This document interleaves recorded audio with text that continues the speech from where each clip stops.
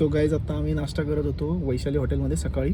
So आम्हाला खूपच धक्कादायक अशी न्यूज मिळाली. आपले महाराष्ट्राचे उपमुख्यमंत्री अजितदादा पवार यांचा एका प्लेन क्रॅशमध्ये दुर्दैवी मृत्यू झालेला आहे असं आम्हाला न्यूजमध्ये कळालं. खूप ऐकून खूप जास्त धक्का बसला.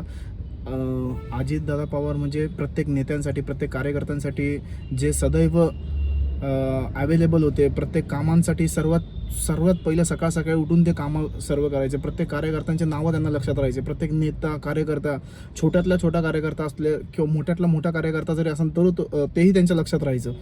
तो अशा नेतृत्वाचे ते सर्व महाराष्ट्राला ज्यांनी खूप म्हणजे कामाच्या बाबतींमध्ये तर कुठं काय हेच नव्हतं, पण खूपच जास्त आम्हाला वाईट वाटलं ते सगळं ऐकून. म्हणजे अजून डायजेस्ट नाही होते हे सगळं की हे खरं झालं असेल.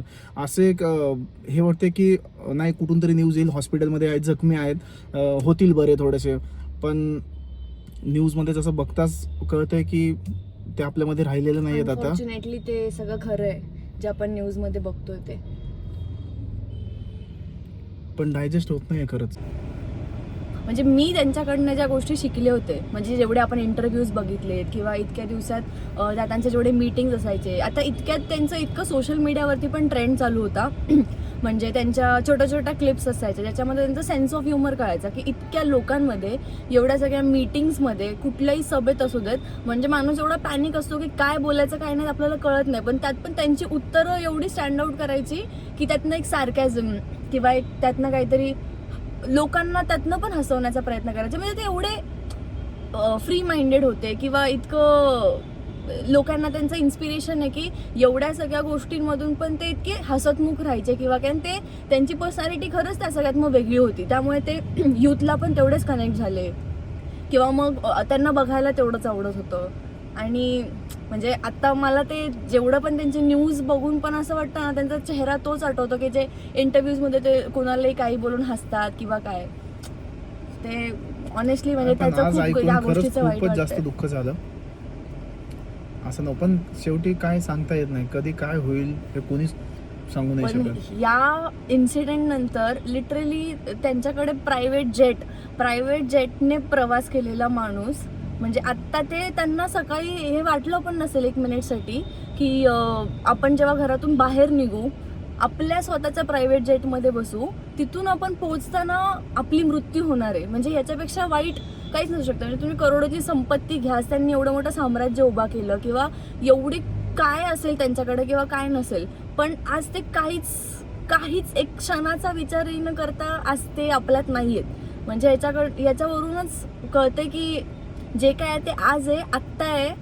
त्यामुळे काही या गोष्टींचं ते सगळं डायजेस्ट नाही होते की आपण एवढे प्लॅन्स करतो, आपण हे करू ते करू ते करू, आपण 50 इयर्स 70 इयर्स पर्यंतचे प्लॅन करतो, पण यू नेव्हर नो. म्हणजे ही खूप अनप्रेडिक्टेबल लाईफ आहे. कधी काय होईल, उद्या काय होईल, आत्ता 2 तासांनी 1 तासांनी काय होईल हे पण आपल्याला माहित नसतं. आज त्यांच्याकडे काय नाहीये, काहीच असं जगात नाही जे ते करू नाही शकत, पण आज अनफॉर्च्युनेटली तेच नाहीयेत.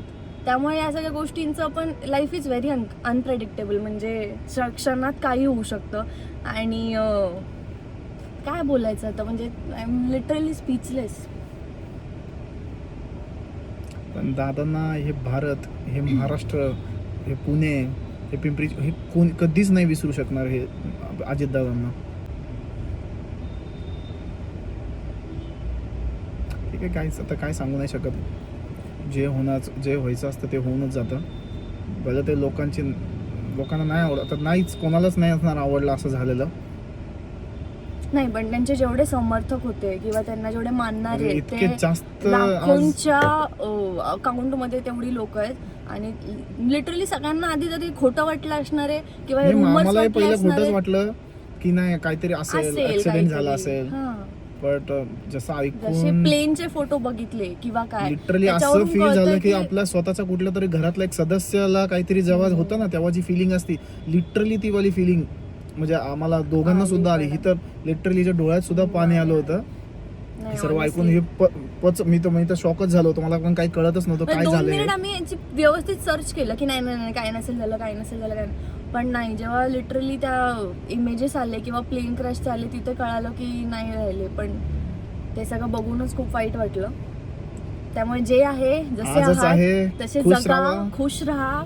आपले फॅमिली, आपले फ्रेंड्स, आपले तुमचे जे कोणी प्रेमळ माणसं तुमच्या आसपास जे काही जवळचे करता येईल ते असतील, आजच करा. उद्यासाठी काही ठेवू नका.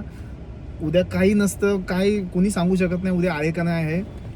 बस एवढंच. धन्यवाद.